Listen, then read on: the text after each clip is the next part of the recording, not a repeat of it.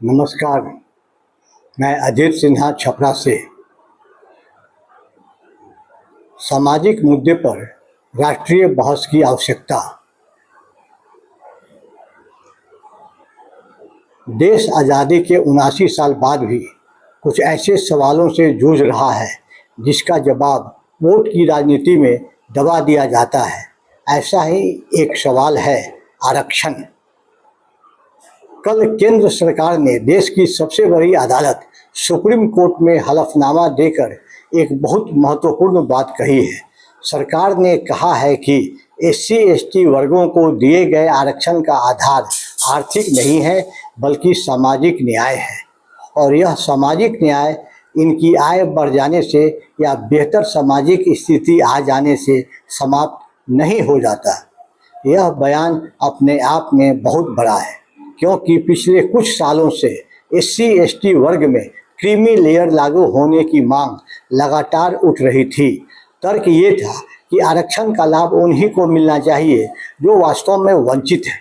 जो लोग आरक्षण पाकर समाज की मुख्य धारा में आ गए या जिनकी सामाजिक और आर्थिक स्थिति मजबूत हो चुकी है, उन्हें अपने ही समाज के अन्य जरूरतमंद लोगों के लिए जगह छोड़नी चाहिए।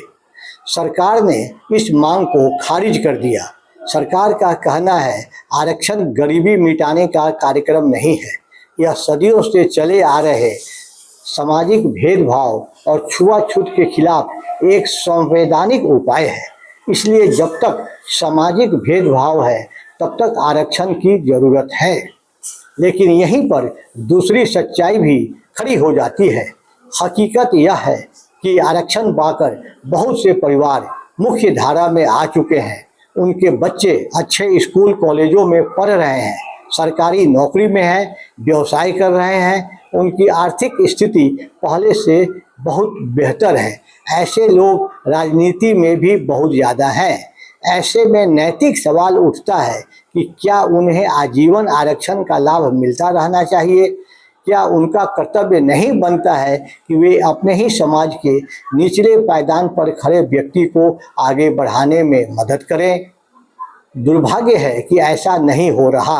आरक्षण का लाभ एक ही परिवार की 2-3 पीढ़ियों तक चला जा रहा है, जबकि उसी वर्ग का एक बड़ा हिस्सा आज भी मूलभूत सुविधाओं से वंचित है।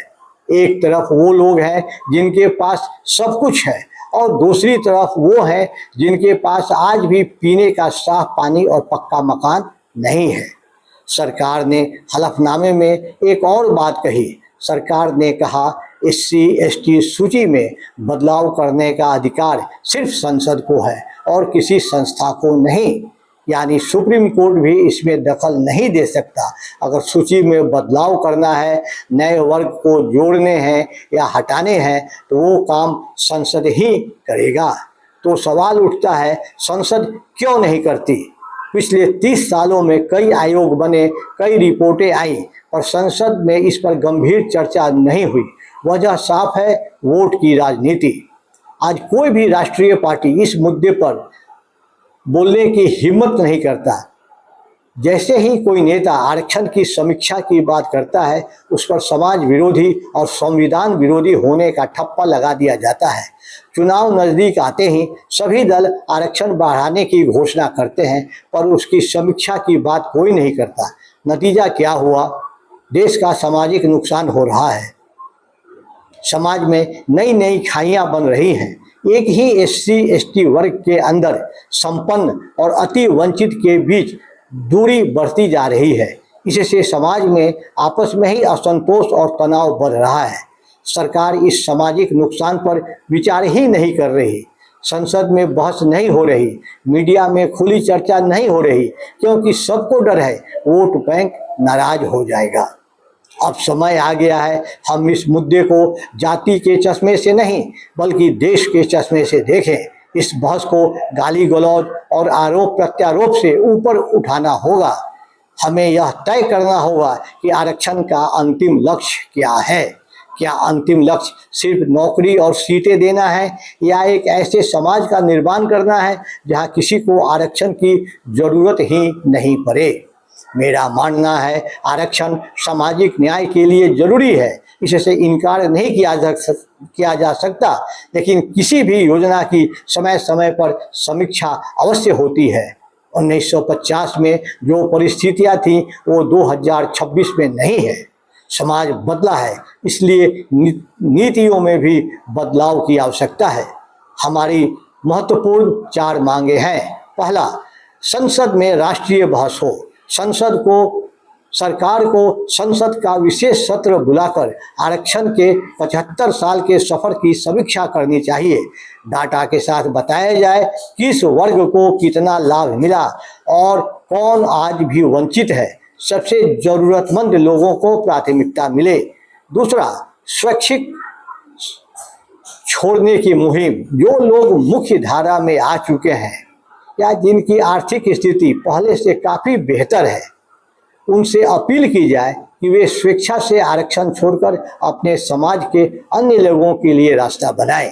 इसके लिए उन्हें सम्मानित भी किया जाए और वर्तमान कानून में संशोधन किया जाए। तीसरी मांग, वोट की राजनीति बंद हो। सभी राजनीतिक दलों को संकल्प लेना होगा कि वो इस मुद्दे पर वोट की राजनीति नहीं करेंगे, देश हित में फैसला लेंगे।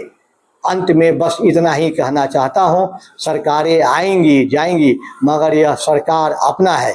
समाज को हमें ही बचाना है।